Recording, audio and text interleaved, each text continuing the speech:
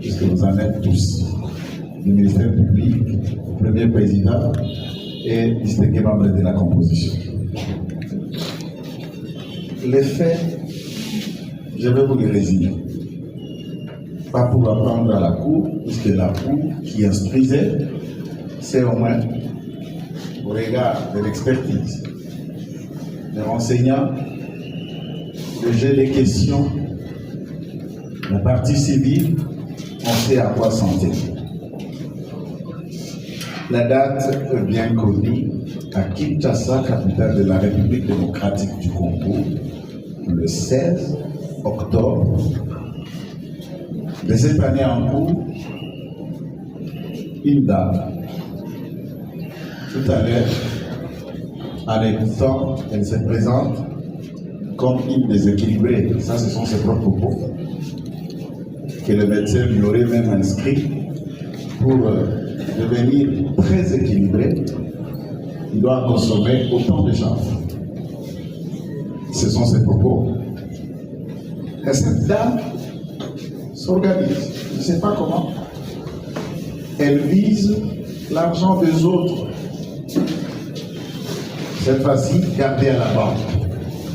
Dans cette banque, il y a l'argent de l'État, puisque nous payons des taxes, même des vignettes, de l'assurance et beaucoup d'autres impôts par la banque.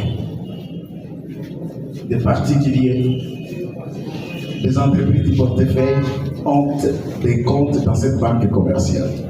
Elle vient pour braquer l'État comme client de la banque, des militaires aussi, des professeurs d'université comme client de la banque pour récupérer ce qui leur appartient. Et partir tout bonnement pour reprendre que les propos de ce qu'elle a dit devant l'été. Pourquoi il dit non? Parce que j'ai cherché la première dame de me recevoir, elle m'apparaît. Comme ça, je vais braquer le bras. Ah non. Et nous sommes là, dans ces procès, pour parler d'un complot, d'un programme bien prémédité. Et pour une fois dans l'histoire de la police nationale congolaise, les forces armées de la République démocratique du Congo, à ce qui me concerne, jusqu'ici, c'est pour une première fois qu'ils braquent une sorte de scénario qualifié de braquage à plein jour, à plein victoire d'une banque avec armes et munitions. Tous les renseignants affirment qu'il a été attendu suffisamment d'armes, d'études nourries. Et je sais ce que c'est qu'il nourrit, à l'extérieur comme à l'intérieur. Là, la police n'a jamais assisté à un tel événement. Peut-être du temps des Aïrs ou à l'époque coloniale. Je ne me souviens pas. Mais c'est la première fois que la police soit devant un tel événement.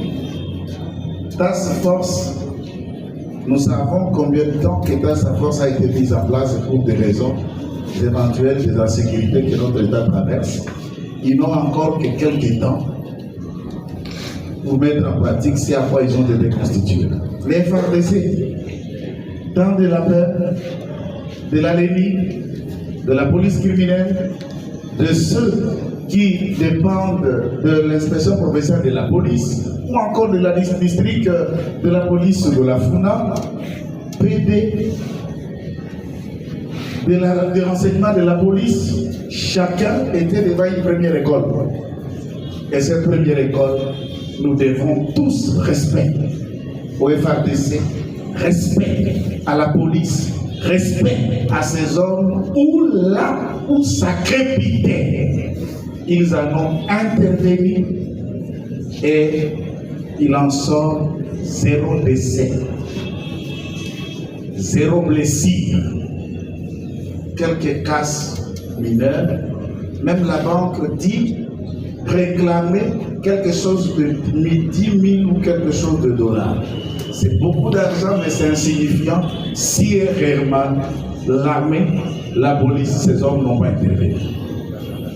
Et là, c'est pour la félicité de l'État congolais qui a si bien formé ces hommes, les entraîner même à des éventuels dont ils n'ont jamais fait face.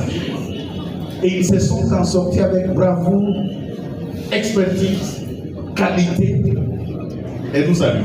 Et brio même. Alors, après, on voit des photos de quelqu'un, puisqu'il veut jouer à la folie, en voulant se faire passer pour une femme, elle fait ce scénario. Elle peut décider dans la folie, puisque d'ailleurs, la plupart, quand la folie commence, les gens se déshabillent. Les gens laissent pousser les cheveux. Ils mangent même les poubelles, ils se lancent le long du sol. Et la plupart des fous, par exemple, ceux de Kinshasa, vous pouvez remarquer dans les coins de vos avenirs, ils aiment énormément consommer le cannabis. Vous trouvez, c'est parmi les éléments, les symptômes d'un dysfonctionnement mental de quelqu'un. Dans ce scénario, il crée le scénario, vous trouvez même emballé pour protéger ses complices. D'ailleurs, vous trouvez les crépitements d'armes en attendant un des renseignants et les autres qui sont sortis de la banque à l'intérieur. Les renseignements de la garde, gardiennage, je vous le dis, de la banque, qui parle d'une femme et d'un homme de taille mince, sachant que le butin est déjà déplacé de la banque vers ses complices, joue à la folie, amène un bateau, et toi tu joues maintenant la deuxième dimension de notre braquage, braque l'État. L'État va payer. On obtiendra 1 million, on va se partager plus ce qu'on a pris à la banque. Et tous nous sommes là parce que nous voulons les aider à faire ça. Ça, il faut éviter. C'est tellement suicidaire et dangereux. Ça, il faut éviter. D'assister, on braque l'État congolais et le Congolais et Congolaises. Nous respectons votre honneur. Honorés membres de la Cour, nous accompagnons sans frappe les gens. Non. Vous risquez de nous condamner tous pour abstention coupable. Et c'est pourquoi je plaide, en démontrant ces faits, que la Cour ne va pas aller dans cette direction. Fais-nous-en pour laisser à ceux qui vont développer en droit le moyen. On vous dit, tout en rappelant à la Cour que je vais ajouter un petit moyen de faire tout ce que j'ai été commis pour Tcharan. Donc je fais pour le colonel de Tcharan pour ne pas revenir 2 fois. Et je suis celle là-bas, il y aura quelqu'un accordé la parole. Ça, voilà. Tchankan. On vous parle qu'il y a eu des consignes violées. Il y a eu des personnes qui n'ont pas si dénoncé les comportements inappropriés, un caractère violant le règlement militaire ou qui aurait trait à la violation du code judiciaire militaire. Ces personnes se sont dit au lieu de les dire. Comme déjà en théorie, nous savions et nous avons appris que même le ministère public inscrit en charge et en décharge, la Cour peut être saisie par le feu en amont, tendant dans l'idée à aller vers une condamnation, et après avoir confronté les faits, écoutant les éléments, le renseignement, l'expertise amenée, la Cour peut dire toutefois qu'il n'y a rien. Je voudrais qu'on en vienne, qu'on résume le fait en rapport avec le colonel Désiré. Voilà le résumé. Colonel Désiré, comme tous les autres officiers ayant le même grade que lui, qui ont comparu soit renseignants devant la Cour, vous l'avez remarqué, nos membres de la composition ont été appelés par téléphone. J'ai reçu un coup de téléphone.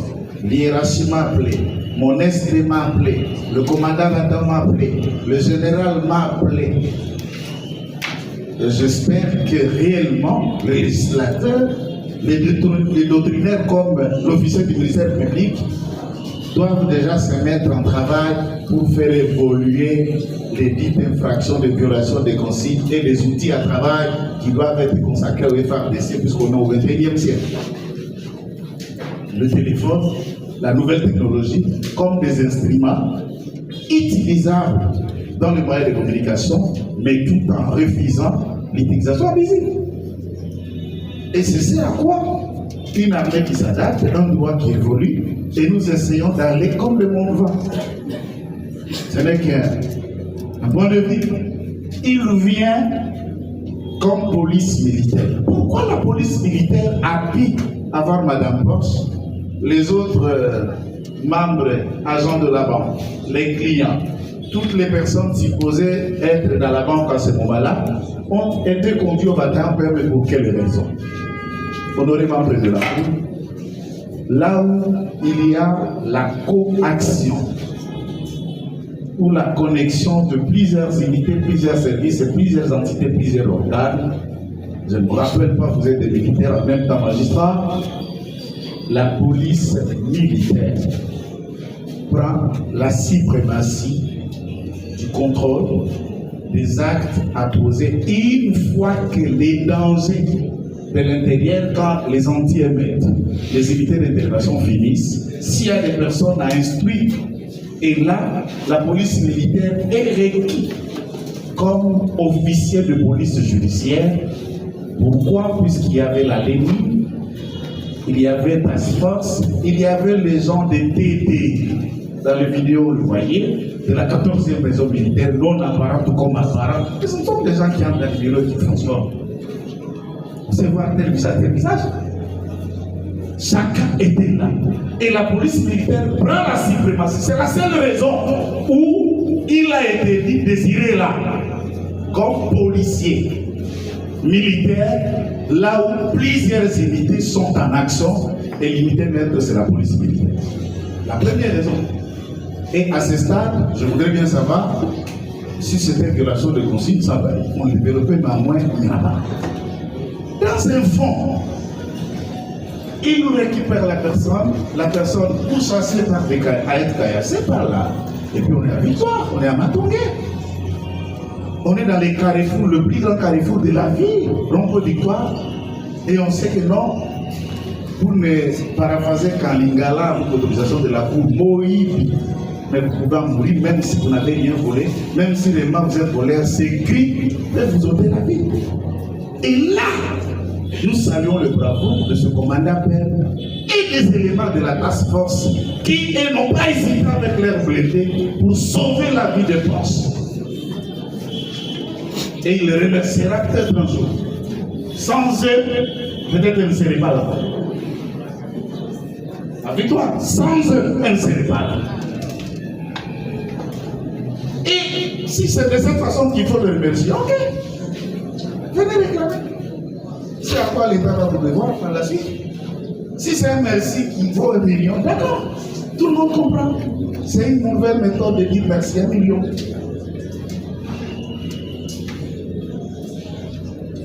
Qu'est-ce que les Iraniens ont pu violer comme consigne?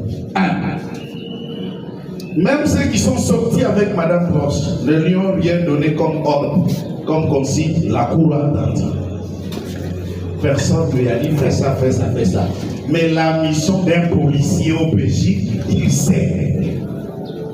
Sachant que les crépitements, les tirs nourris, donc et l'opération était en cours, on évacue Madame Porsche pour qu'elle ne subisse pas la sentence populaire. Et c'est fait. L'instruction devrait en amont intercepter vers l'hiérarchie pour que le fouille et les démarches continuent dans les étages de la banque.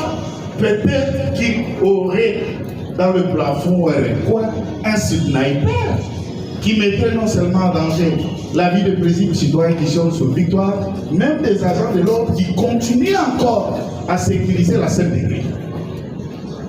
En vitesse, en la foulée, Madame Porsche l'a dit, leur commandant Lobinanga, pourquoi vous autres Kamas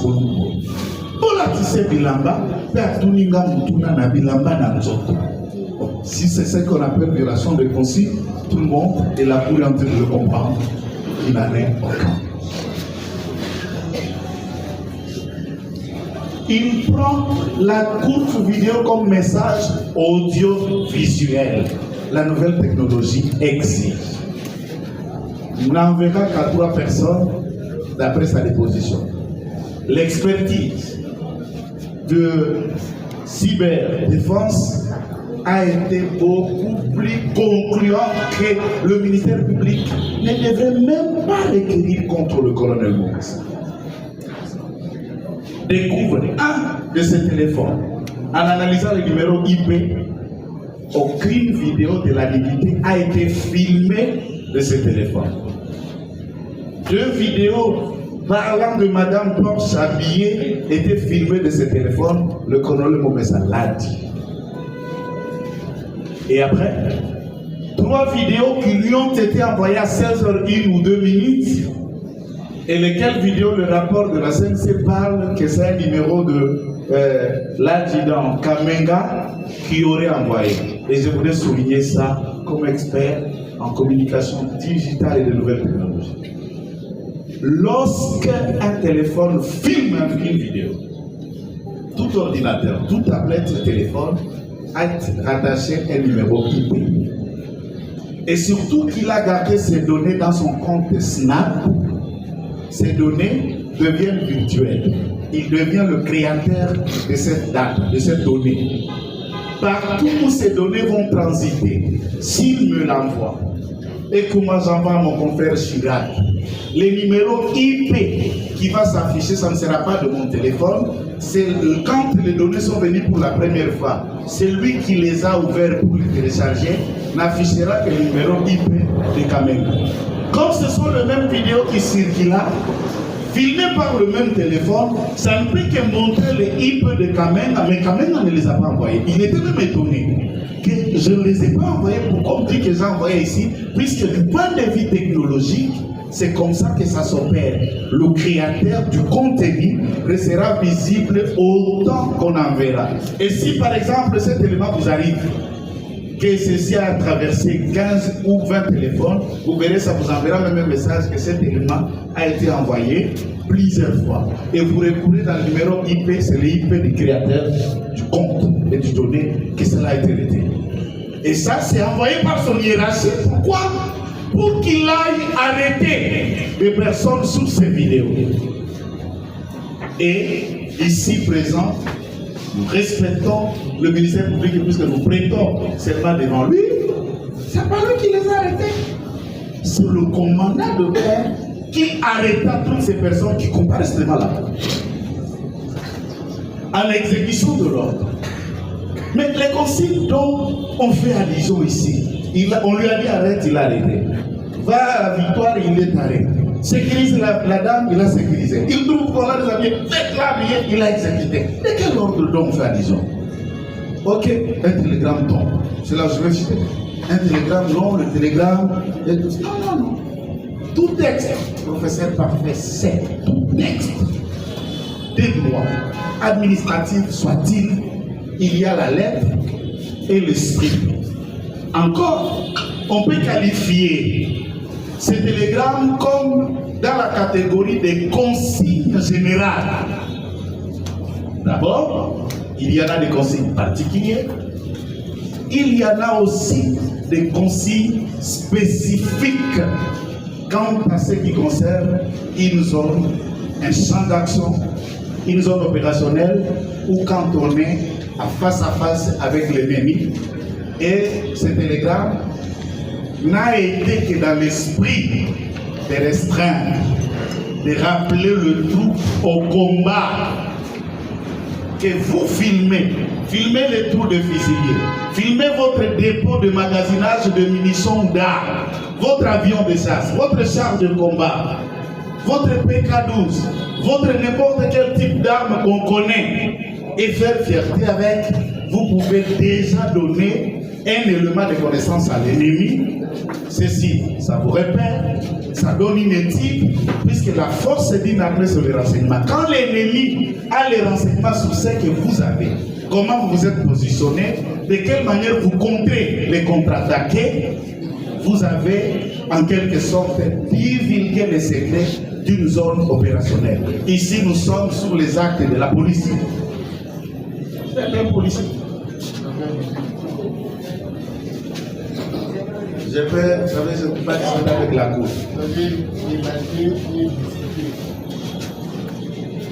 Je peux même citer, si vous me permettez, à 1 minute, moins d'1 minute même. Donc, en un mot, vous verrez que ce télégramme n'est pas que dans la zone là où il y a le combat. Et dans les vidéos projetées devant la cour, nous avons vu le visage de Mme Poche, nous avons vu le visage des autres personnes, entre guillemets, clients ou agents de la banque qui étaient assis. Si ces personnes-là, qui peuvent être considérées dans ce télégramme comme des effets militaires, nous exigeons, nous appelons la cour d'agir conformément. Parce que là, madame peut être un effet militaire et des agents de la banque. Qu'on a vu dans ces vidéos, il n'y a rien de militaire et de violation là-dedans. Et pour le ministère public et pour la cour, je vous dis la manière dont tout le monde vous acclamera quand vous allez décider clairement et considérant profondément après cette instruction que nous ne trouvons rien et vous n'accorderez même rien de dommages et intérêts à celle qui a voulu frapper tout le monde va nous applaudir et nous serons contents comme on l'a toujours été fièrement de cette cour, de la sagesse qui vous a toujours caractérisé. Je dis. Merci, Monsieur le Premier Président. Honoré membre de la Tour, c'est pour la parole vous accorder. Je suis étonné.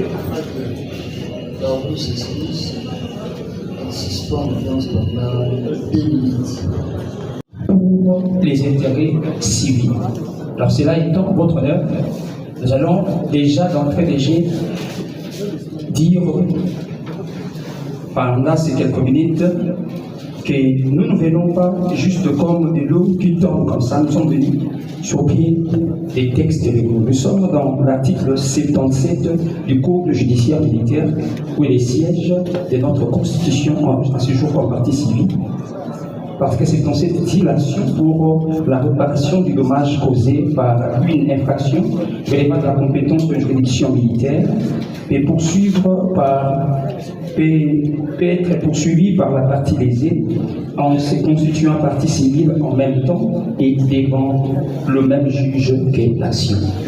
Votre honneur, cette disposition nous permet en ce jour d'être devant vous, puisque nous sommes constitués à partie civile pour réclamer les intérêts. Votre honneur, aujourd'hui, notre cliente est devenue devant vous sujet de beaucoup de choses, sujet de beaucoup de moqueries, dont l'honneur a été sapé. Pourquoi? Parce qu'un jour, il a été attrapé et ces images ont été vues au su et à la portée de tout le monde. Et de quelles images aujourd'hui, votre honneur, même ses enfants en Allemagne, même ses membres de la famille, certains sont au courant de ça. Et même devant la cour est au courant de certains nombres de rapports qui sont là, montrant bien entendu ces images. Et lesquelles scènes ont été faites par les préposés de l'État, qui sont devant votre office de cour en ce jour. Alors, votre honneur, étant partie civile, vous allez vous rendre compte que nous allons nous articuler d'abord dans la démarche de démontrer la pertinence de ce que nous sommes en train de dire, disons qu'il y a les fautes commises par les préposés de l'État, et quelle faute, votre honneur, a occasionné un dommage patent et un préjudice incommensurable. Pourquoi est-ce que nous le disons c'est incommensurable? Aujourd'hui, votre honneur, cette dame ne peut plus marcher. Cette dame a du mal parce qu'il est traité de toutes sortes de noms. Oublions que votre honneur, lorsque vous intervenez comme les préposés de l'État dans une drame, vous devez intervenir dans le strict respect de la loi. Alors cela étant votre honneur, puisque aujourd'hui, les préposés de l'État ont commis une faute, laquelle faute a amené un grand préjudice patent à notre client, votre honneur, et laquelle préjudice, aujourd'hui, on ne peut plus même démontrer le lien, parce que nous avons dit ici, votre honneur, qu'il ne peut plus marcher, il ne sait plus où aller, même cette dame ne peut plus avoir d'amis, parce qu'on l'a traité de toutes sortes de noms, à l'échelle tant nationale qu'internationale. On dit non, c'est quelqu'un qui est braqueuse, quelqu'un de ceci, quelqu'un, parce que les images ont été envoyées dans les sites internet. Cela étant, nous avons fait appel à l'État. L'État, pourquoi l'État? Parce que l'État, conformément aux articles 258 du Code civil livre 3, conformément aux articles 260, votre honneur, alinéa 3, qui dispose, je peux donner lecture pour asseoir notre démarche, l'article 260 dit ceci.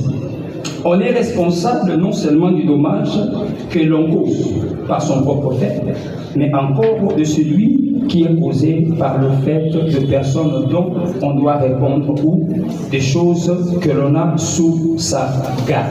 Et à l'alinéa 3, votre honneur, l'article 260 du Code civil dit le maître et le commettant du dommage causé par l'air domestique et préposé dans les fonctions auxquelles ils les ont employés. Votre honneur, à ces jours, vous allez vous rendre compte que le jour où la drame s'est passée, les interventions des agents de l'ordre étaient là, commandées bien entendu par les autorités qui sont préposées de l'État. Et ils étaient là. Il y a même certains qui sont venus déposer ici, démontrant bien entendu que nous avons été là. Nous avons réuni avec beaucoup de contradictions. Alors, l'État, à ce jour, il y a un certain nombre de choses, un certain nombre de conditions qui est demandé par disposition de cet article pour que l'État engage sa responsabilité. D'abord, votre honneur, le lien qu'il y a entre les gens qui ont agi avec l'État. Est-ce que ces gens en uniforme qui ont agi ne sont pas des préposés de l'État? Au regard de cette loi, ils sont bien entendu les préposés de l'État. Ils travaillent au service de l'État. L'État donne des injonctions à ces derniers. Et il n'y a pas que ça. Il faut que la faute provienne de ces agents-là. Il faut que la faute provienne de ces agents-là. Le professeur Louis Claire à cet effet, il dit il faut que la faute provienne de ces agents-là dans leur exercice. Et puisque la faute provient de ces agents-là, votre honneur, aujourd'hui, comme nous l'avons dit, ils ont fait plus que même ça, parce que certaines infractions étaient élaguées, le reste de la loi reviendra avec plus de détails sur les faits tels qu'elles n'arrivent par vous, votre honneur. On dit encore qu'au-delà de ces faits, il faut que l'État,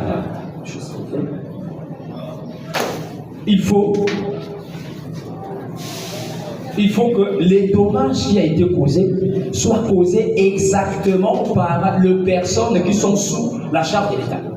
Et les trois conditions étayées, votre honneur, vous vous rendez compte que c'est bel et bien établi dans le chef de ces prévenus. Parce que, vous comprendrez, leur action a occasionné beaucoup de choses. Puisque ces conditions sont établies, votre honneur, nous appelons maintenant l'État, puisque c'est lui qui est leur responsable. Voilà pourquoi il est ici en responsabilité, en tant que celui-là responsable. Il est là pour répondre aux faits causés par ces préposés, tout en sachant que la responsabilité pénale reste individuelle.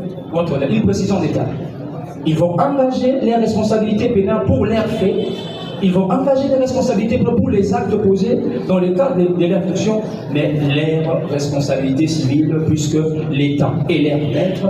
Au regard de ces éléments étayés ici, l'État viendra à garantie. Parce que, on le dit clairement que l'État tel qu'il est là, l'État doit s'assumer, il doit surveiller. Et il y a même les doctrinaires qui ont dit la responsabilité de l'État en cette matière est de présomption irréfragable. Pourquoi? Parce qu'on sait que les préposés sont toujours des personnes insolvables. Et l'État étant garant, l'État vient bien entendu pour garantir, pour avoir enfin l'action vers ses préposés. Alors cela étant votre honneur, vous allez vous rendre compte que les préjudices là civils entre clients est tellement énorme qu'on ne peut pas démontrer ici. Même l'argent qu'on peut postuler devant votre auguste tribunal ne saura pas être comparé à l'honneur de celui-ci. Parce qu'aujourd'hui, il n'a plus d'honneur, il n'a plus de secret, il n'a plus de vie, il ne peut même, je ne sais plus comment le dire, il ne sait même plus se marier.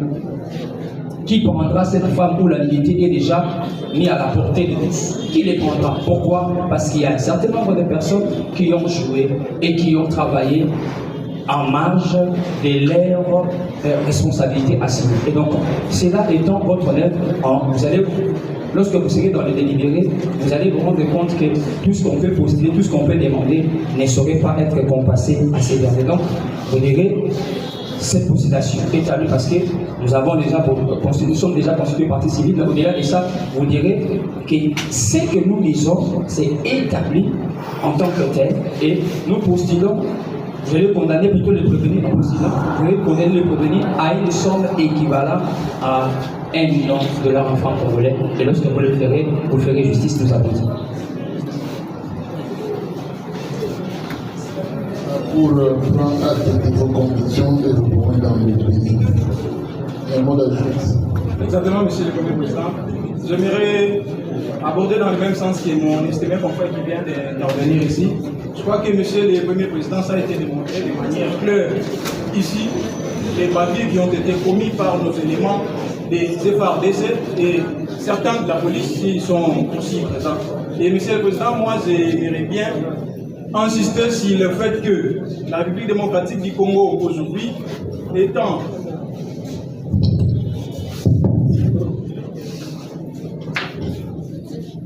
Merci, Monsieur le Président. J'aimerais insister pour dire ceci que la République démocratique du Congo, aujourd'hui, c'est un État qui sait respecter les droits de l'homme. C'est un État qui, aujourd'hui, dans les concerts des nations et tout ce qui est droits de l'homme, même au niveau des Nations Unies, la République démocratique du Congo actuellement occupe une place de choix. Et vous et nous, avec les avancées qui ont été amenées avec l'actuel président, qui est un fervent serviteur de l'État des droits et aussi des droits humains, on ne pouvait nullement cautionner que certains éléments de notre armée qui devraient être disciplinés commettent toutes ces familles. Alors, comme on a dit, les plans pénal, l'aspect pénal ne nous concerne pas. Nous, on est beaucoup plus ici l'aspect civil. Et j'aimerais insister ici, Monsieur le Président, puisque la faute a été démontrée, puisque les liens de causalité ont été également démontrés, moi j'aimerais beaucoup plus parler de l'imputabilité, c'est-à-dire de celui qui doit être tenu responsable civilement. Je crois que ça a été dit ici, mais j'aimerais le souligner davantage. Monsieur le Président, dans la conception belgo-congolaise, nous avons ce que nous faisons, le distinguo entre la responsabilité de l'administration en tant qu'organe et aussi la responsabilité de l'administration en tant que préposé. En ce sens, je vais recommander aux gens d'aller lire les éminents professeurs à droit administratif, notamment les profs Mboko et les autres, qui nous ont fait de manière claire cette distinction pour nous dire ceci, que l'État doit nécessairement engager sa responsabilité lorsque la faute est commise par le fait d'un organe. Et quand nous parlons d'un organe, c'est tout agent de l'État qui a un pouvoir du commandement. Et là, je fais allusion au colonel qui dirige toute une bataillon, si je peux le dire, ou toute unité. Donc, c'est une autorité de commandement. Et ici, partant de ce fait, partant de ce que je dis, l'État doit engager sa responsabilité. Et pour ce qui est des préposés, dans le vrai sens que j'ai évoqué ici, ce sont les agents qui n'ont pas le pouvoir de commandement, mais qui ont agi conformément à l'ordre de hiérarchie. Mais c'est exactement ça le cas. Les militaires qui sont allés à la banque et qui sont intervenus dans l'opération, ils ne sont pas venus vaille-que-vaille, ils sont venus parce qu'ils ont reçu l'ordre et les bavures ont été commises à l'occasion de l'exercice de leurs fonctions. Partant de tout ce que je viens d'évoquer ici, nous allons nous convenir, vous et moi, vous et nous, que les seuls responsables civilement ici, c'est l'État congolais qui, heureusement, a été appelé à garantir ici, qui doit nous réparer au regard de tous les préjudices que nous avions subis ici. Monsieur le Président, les actes ou les papiers qui ont été commis par nos éléments, non seulement que ça a énervé les dispositions de la législation nationale, mais aussi les dispositions des droits internationaux qui consacrent les corps humains, qui dit que l'intégrité physique doit être conservée. Et Monsieur le Président, vous avez vu les pavilles, comment est-ce que notre cliente a été jetée à la merci de tout le monde. Et aujourd'hui, elle est essuyée sur tous les plans. Elle n'a plus d'honneur, il n'a plus avec elle. Et Monsieur le Président, nous allons citer, puisque le temps nous est imparti, nous citons à cette heure, Monsieur le Président, pour dire qu'au regard de ces préjudices multiformes que notre client a subis, nous n'allons pas être trop dit parce qu'il s'agit bien de notre État, mais nous voulons tout simplement que vous puissiez donner une leçon et lancer une sonnette d'alarme pour dire que non, la République démocratique du Congo, c'est un État qui sait respecter les droits humains et elle reste constante. Et ce fait, Monsieur le Président, vous allez juste à titre symbolique, comme ça a été évoqué par mon estimé confrère ici, nous accorder ou condamner la République démocratique du Congo à un dommage d'intérêt de 1 million de dollars équivalent en francs congolais, et je crois que ça sera justice. Nous l'avons dit.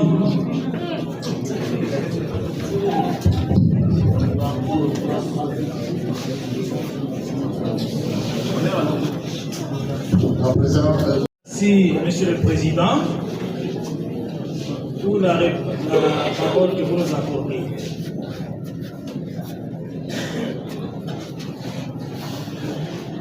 Mais il me semble d'abord que pour se constituer partie civile, il faut faire une consignation parfaite et que celle qui aurait été faite ne serait pas parfaite, sauf vérification. La responsabilité de la République, elle est une responsabilité qui découle, en tout cas devant vous, découle de la responsabilité pénale. Et la responsabilité pénale est individuelle. Au regard du débat qui s'est déroulé devant vous, les prévenus eux-mêmes reviendront là-dessus, il n'y a pas de fait précis, infractionnel, mis à charge de ce prévenu si devant vous. On vous a dit qu'il y a eu un incident.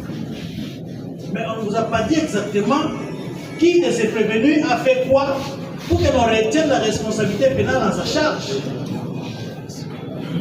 J'anticipe parce que les prévenus eux-mêmes viendront vous dire, démontrer que l'infraction individuelle, responsabilité pénale individuelle n'est pas établie et par conséquent, elle passerait la question de responsabilité civile.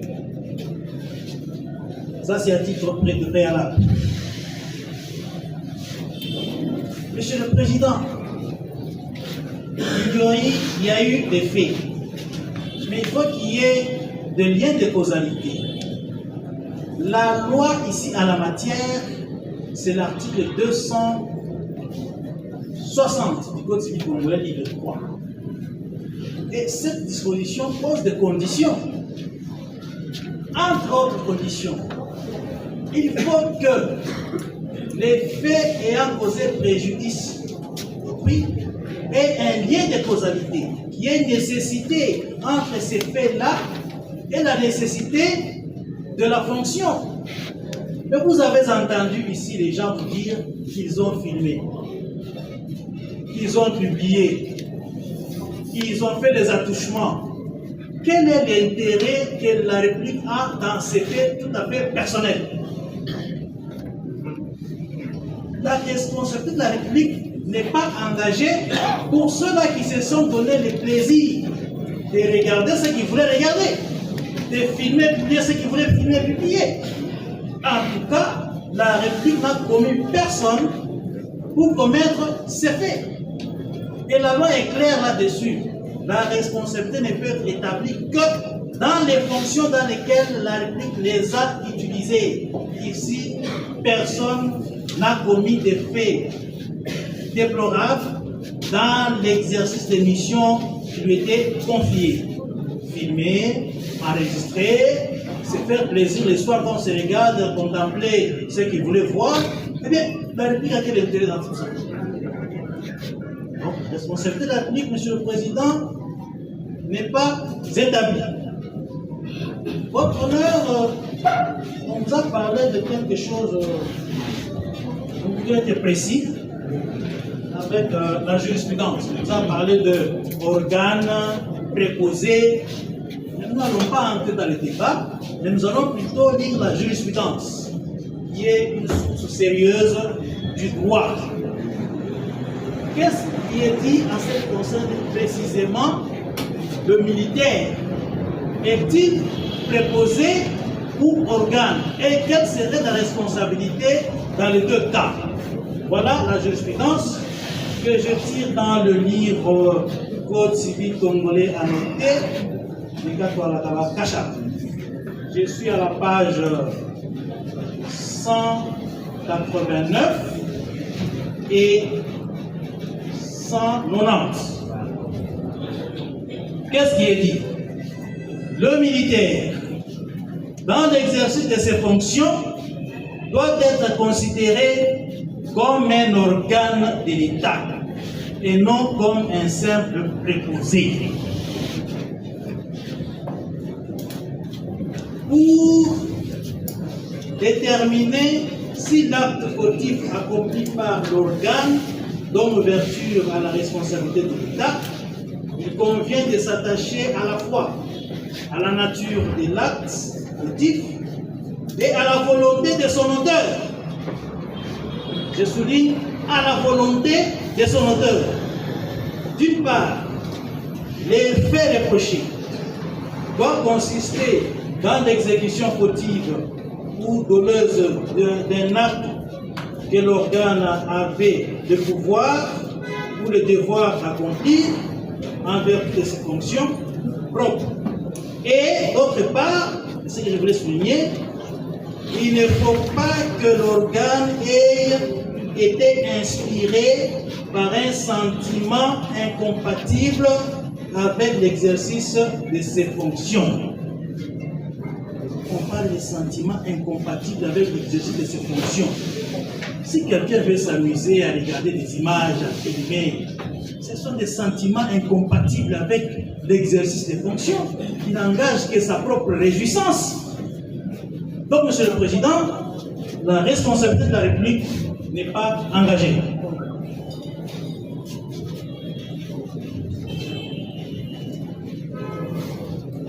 Oui, on veut vous vanter une personne qui, après avoir braqué la banque, veut maintenant faire un braquage judiciaire des finances de l'État. Voilà.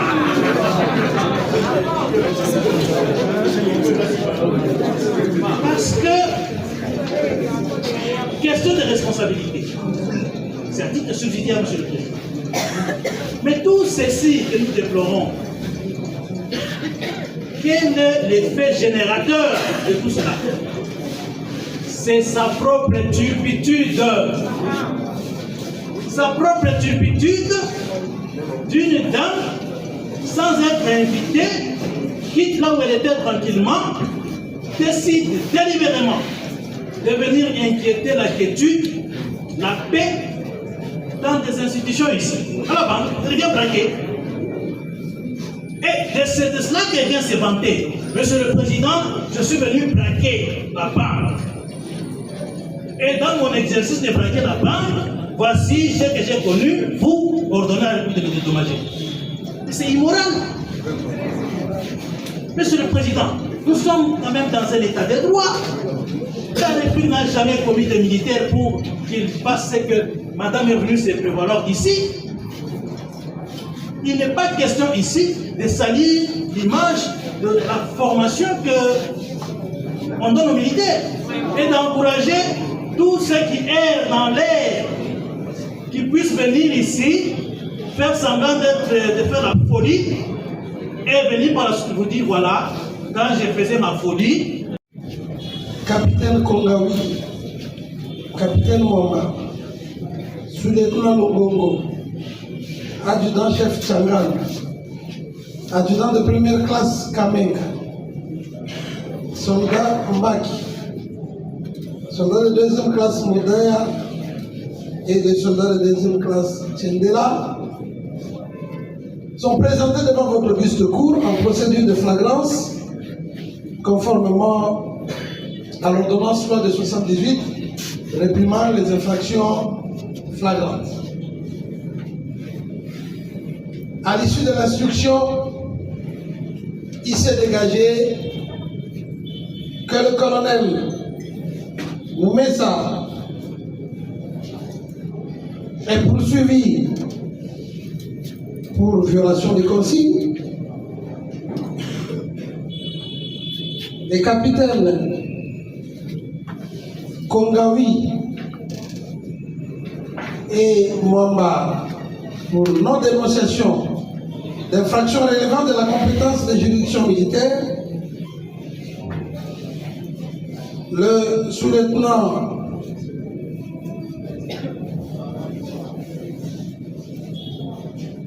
défait le clan Longongo pour violation des consignes, l'adjudant-chef Tchangal pour non-dénonciation d'infractions relevant de la compétence de direction militaire, l'adjudant de première classe Kamenga pour violation des consignes, attentat à la pudeur, Maki pour violation des consignes, Modèle pour violation des consignes, et Tchendela pour violation des consignes également. La violation des consignes est une infraction qui est rangée dans la rubrique des infractions contre la discipline dans le code pénal militaire parce que la discipline occupe une place importante dans l'armée et il est important que cette discipline soit restaurée chaque fois qu'elle est perdue. Pour cela, les commandements militaires s'adressent parfois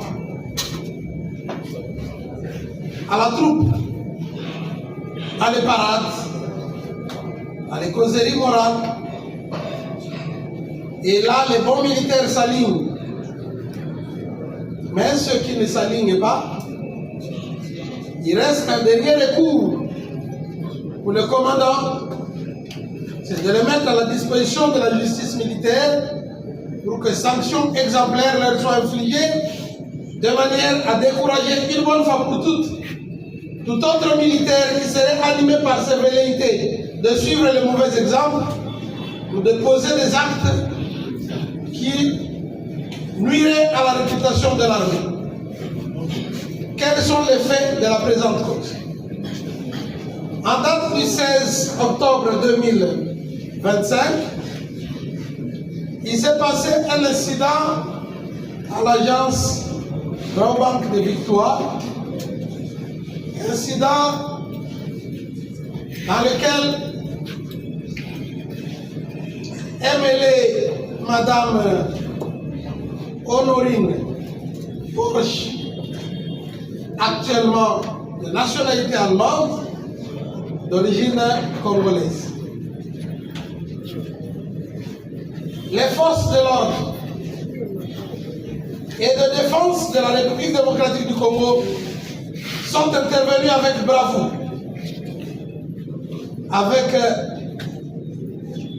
beaucoup de réussite et ont réussi à neutraliser et à appréhender la personne principale impliquée dans cet incident.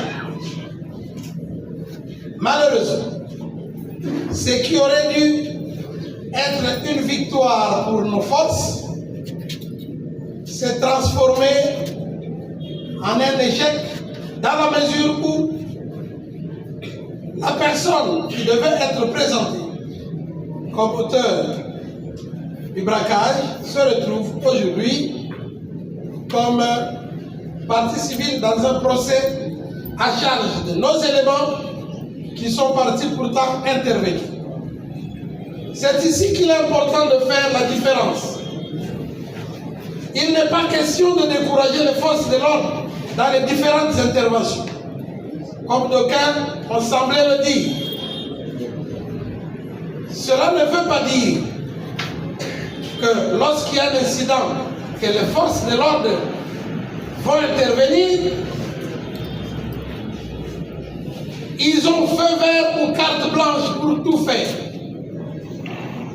Il y a la notion de la proportionnalité.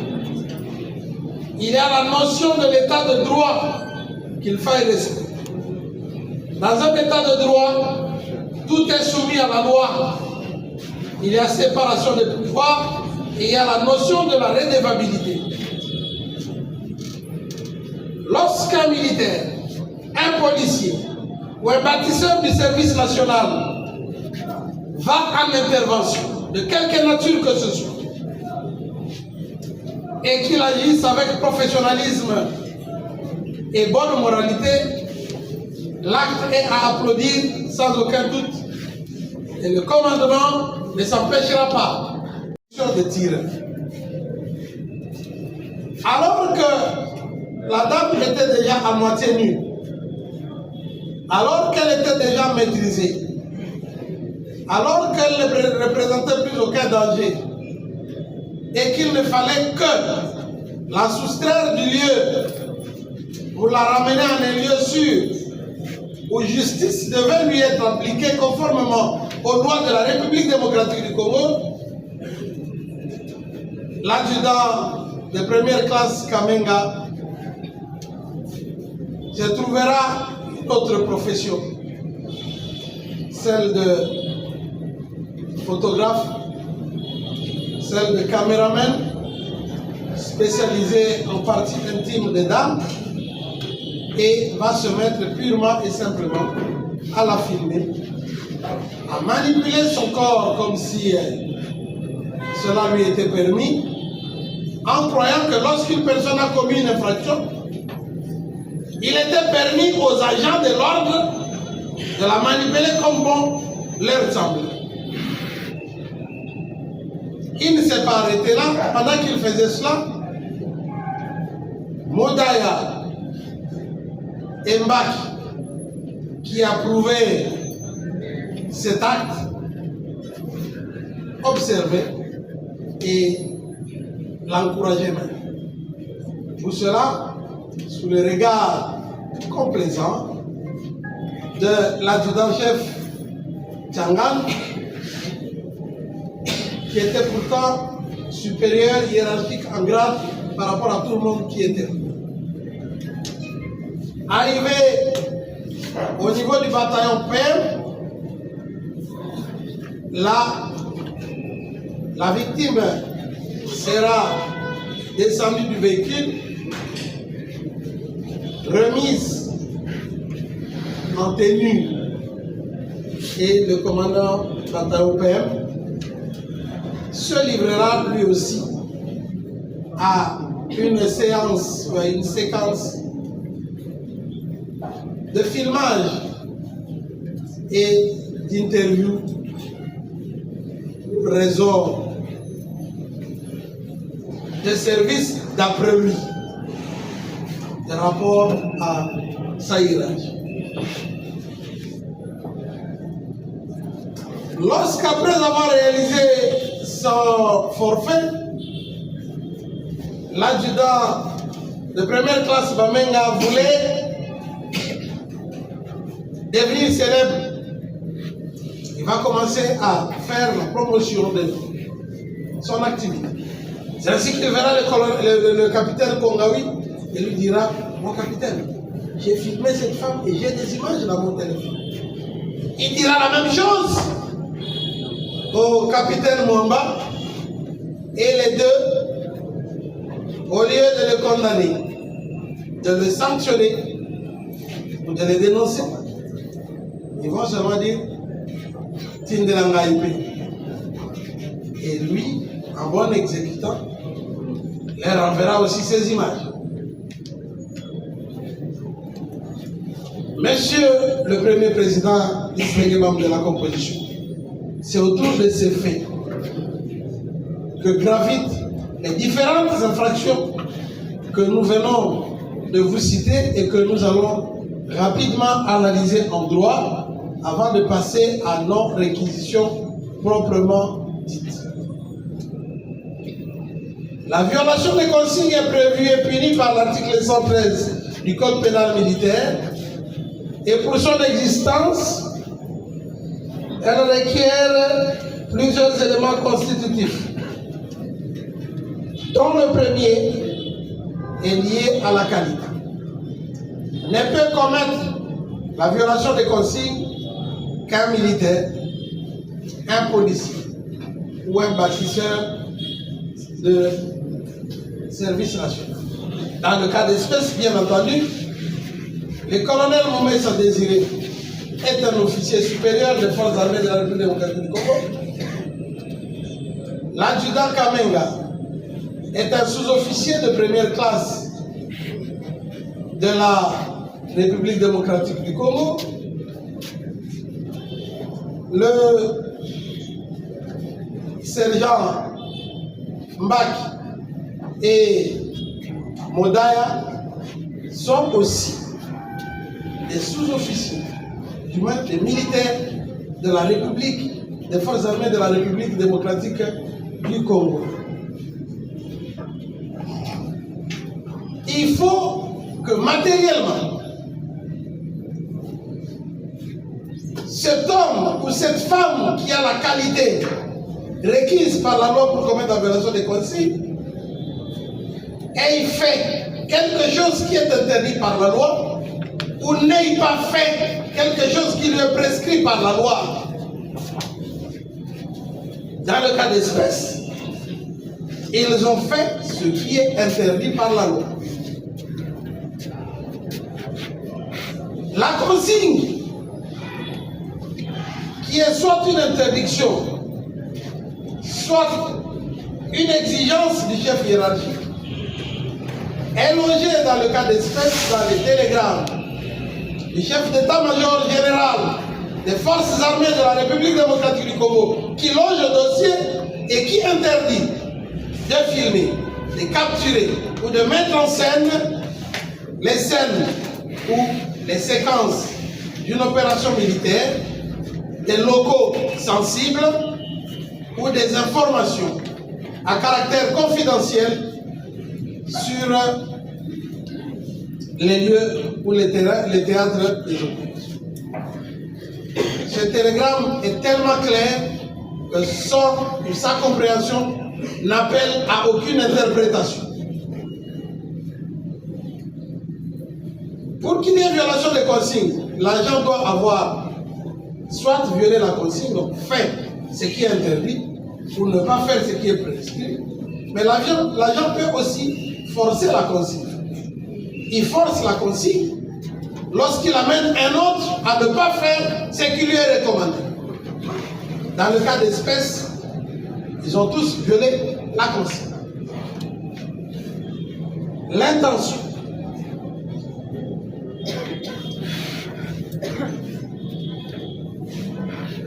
Pour parler de l'élément intentionnel, Monsieur le Premier Président, distingué membre de la composition, l'agent doit avoir agi de manière libre, avec connaissance qu'il commettait un acte interdit par la loi. Les différents prévenus aux différents grades tels que nous venons d'expliquer ont agi librement.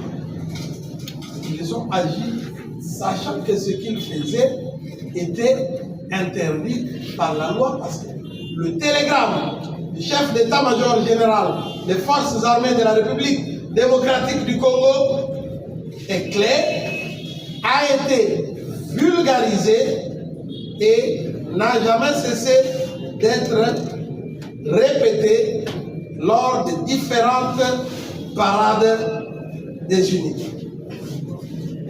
Non seulement qu'il y a eu le télégramme, mais en ce qui concerne ceux qui étaient à bord du véhicule, ils avaient la consigne de surveiller la victime et de l'escorter jusqu'au bataillon ferme.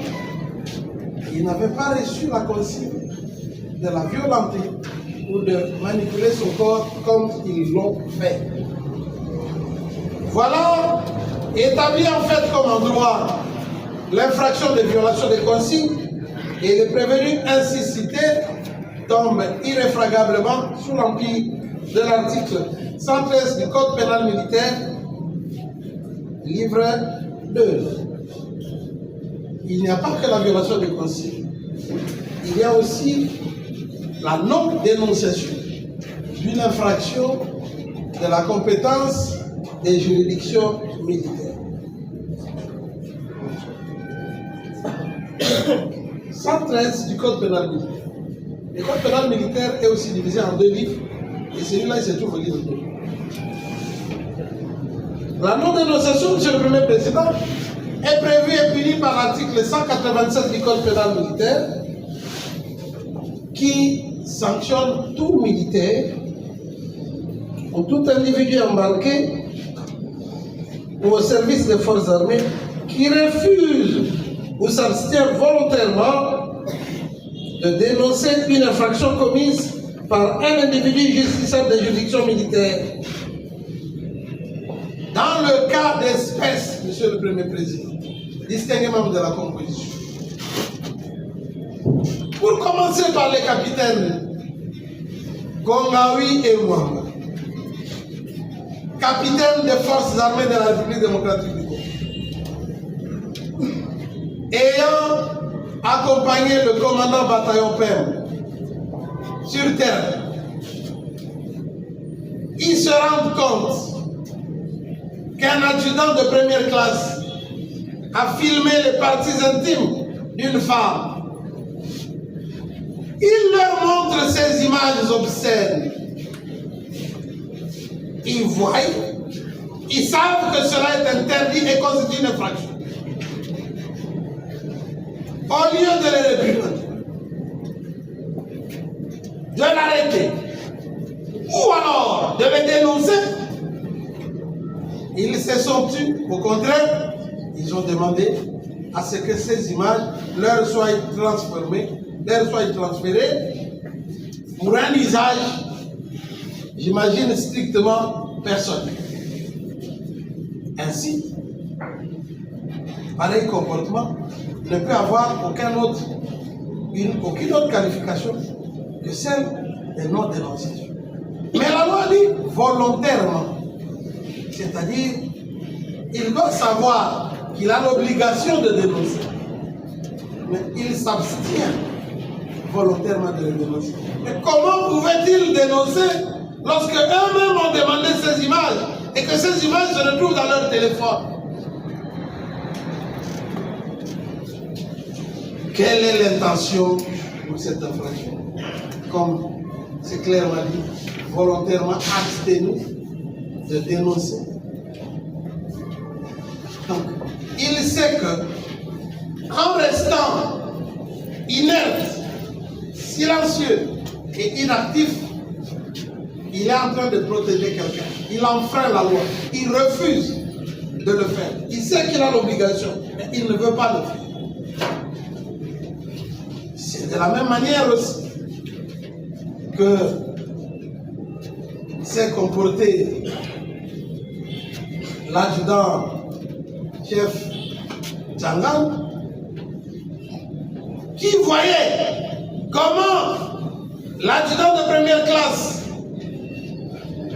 Kamenga, était en train de procéder de manière visiblement illégale face aux protestations de la victime. Mais il s'est abstenu. Il a refusé de le dénoncer.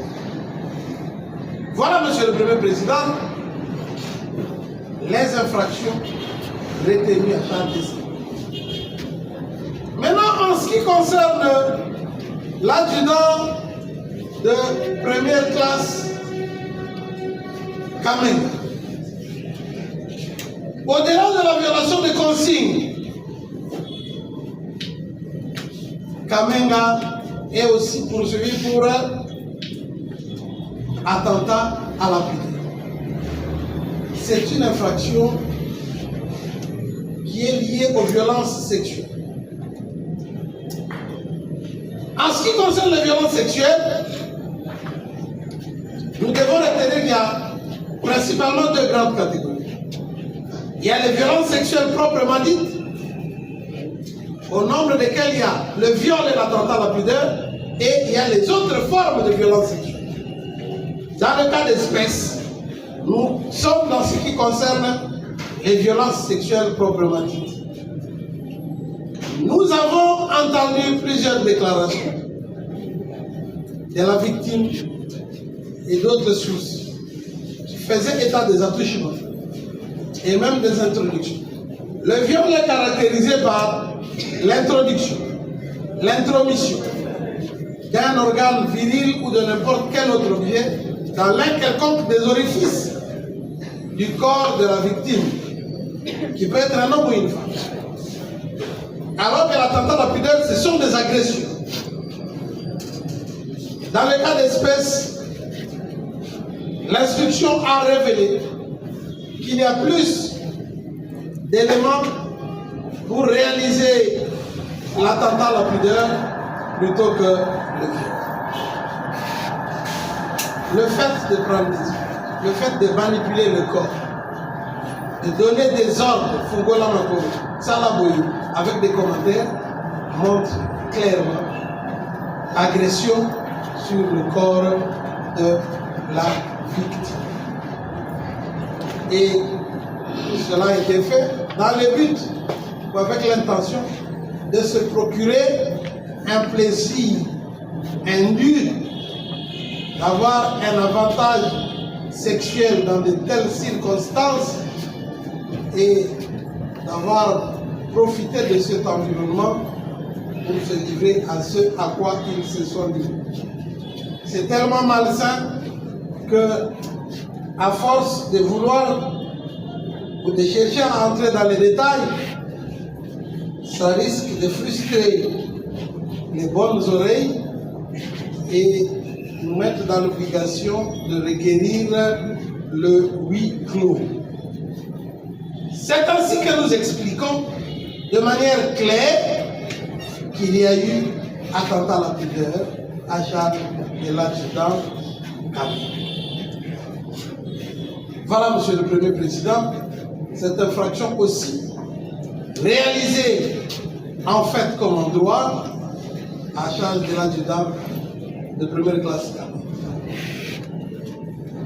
Pendant l'instruction, il a été observé une tendance de l'autre côté de la barre à vouloir solliciter la disjonction des poursuites.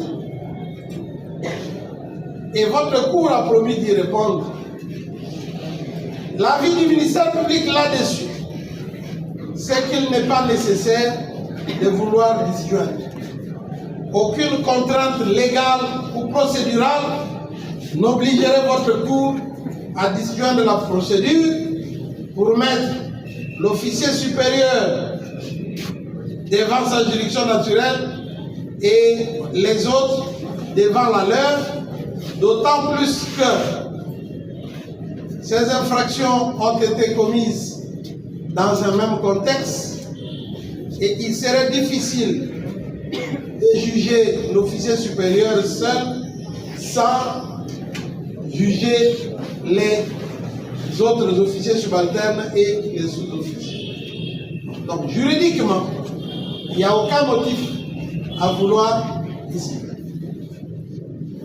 Il a aussi été soulevé le problème de la litispendance.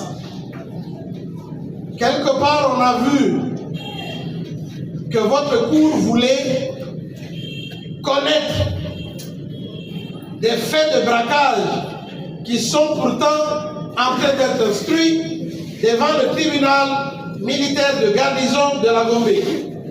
Là-dessus aussi, le ministère public répond qu'il n'y a pas litispendance, d'autant plus que le tribunal militaire de garnison de la Gombe est saisi par traduction directe à charge de Madame Poche et d'autres consorts qui ne sont pas devant votre auguste cour en tant que partie au procès. Et les faits tels que qualifiés devant le tribunal militaire de garnison de la Gombe ne sont pas identiques à ceux pour lesquels votre auguste cour est saisie aujourd'hui. Il n'y a pas identité des parties. Il n'y a pas non plus identité dans les préventions. Et il est seulement question d'observer de manière un peu plus attentionnée pour se rendre compte que c'est vrai que tout est né des événements du 16 octobre, mais que dans ces événements, celui ou ceux qui sont impliqués dans l'acte de braquage sont devant le tribunal militaire de garnison. Maintenant, celui ou ceux qui sont allés intervenir sont devant votre auguste cour. À vouloir interpréter que la cour est en train de décourager les forces de l'ordre en jugeant ceux qui sont allés mettre fin à une situation. Le ministère public répond que ce n'est qu'une question de redevabilité. Il n'est pas normal qu'un militaire, qu'un policier ou un bâtisseur du service national envoyé en mission se croie tout permis et qu'après son action, il y ait des réclamations sur des téléphones volés, sur des personnes violées, sur des personnes manipulées et des images obscènes de nudité qui circulent à travers les réseaux sociaux. La redevabilité oblige que dans un état de droit, toute personne, quel que soit son rang et quelle que soit sa fonction, qui commet une infraction, rende compte à la société devant la juridiction que la loi lui a assignée. Quant à la partie civile, Monsieur le Premier Président, distingué membre de la composition, attendu que la partie civile Porsche s'est constituée en cours d'instance, votre auguste cour se rendra compte aussi qu'il y a un lien de causalité entre les fautes commises par les prévenus si haut cités et les dommages subis par la victime Porsche, attendu d'autre part que la constitution de cette partie civile est régulière, votre cour dira quant à la forme, la constitution de cette partie civile régulière. Et quant au fond, il la dira aussi fondée. Néanmoins, puisqu'il n'existe aucun instrument qui nous permette d'évaluer avec une précision mathématique le dommage subi par la partie civile, votre cour l'évaluera ex aequo et bono, c'est-à-dire selon l'équité. Quant à l'État congolais,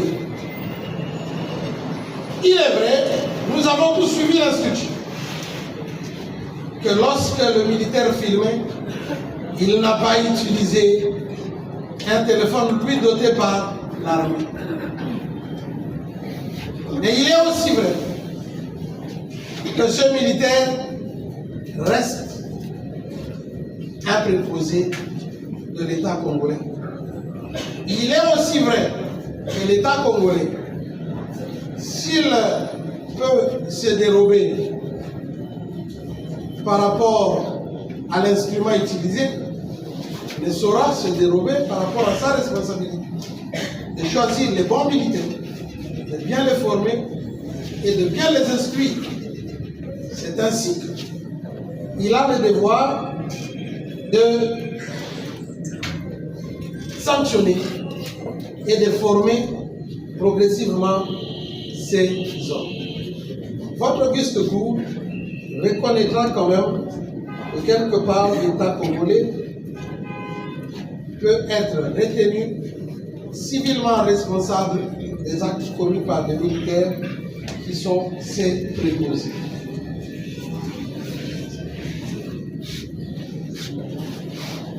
Par ces motifs,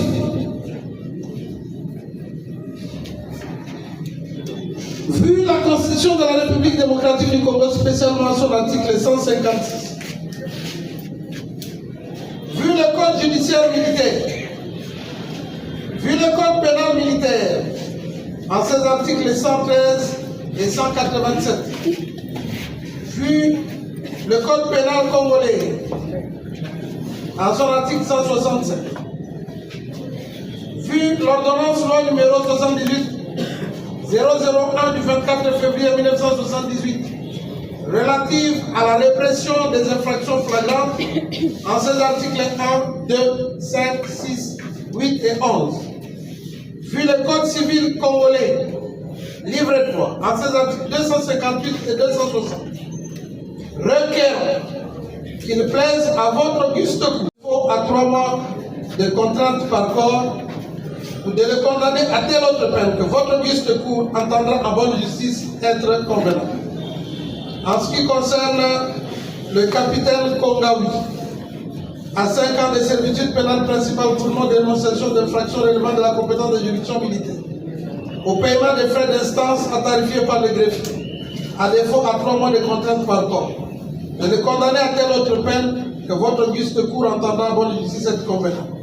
En ce qui concerne le capitaine Moni, 5 ans de servitude pénale principale pour non-dénonciation d'infraction relevant de la compétence de juridiction militaire, au paiement des frais d'instance sont tarifiés par les greffiers, à défaut à 3 mois de contrainte par corps, de le condamner à telle autre peine que votre auguste cour entendra en bonne justice être convenable. En ce qui concerne le sous-lieutenant Longongo, l'instruction n'a rien révélé d'infractionnel à sa charge. Nous requérons qu'il plaise à votre auguste cour de l'acquitter et de le renvoyer libre de toute charge, et ce sera justice.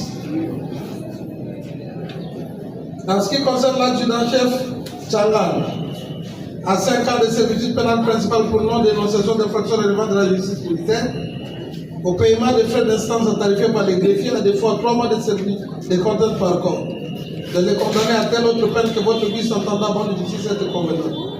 En ce qui concerne l'adjudant de première classe Kamenga, à 10 ans de servitude pénale principale pour violation des consignes, à 5 ans de servitude pénale principale pour attentat à la pudeur, de faire application de l'article 7 du Code pénal militaire et de ne prononcer qu'une seule peine la plus forte, à savoir 10 ans de servitude pénale principale, ou de le condamner à telle autre peine que votre auguste cour entendra en bonne justice être convenable.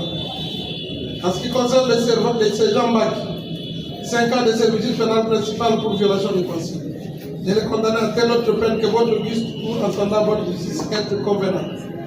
En ce qui concerne le deuxième classe modèle, 5 ans de servitude pénale principale pour violation des consignes, de le condamner en outre au paiement des frais d'instance à tarifier par le greffier, à défaut à 3 mois de contrainte par corps, ou de le condamner à telle autre peine que votre auguste cour entendra en bonne justice être convenable.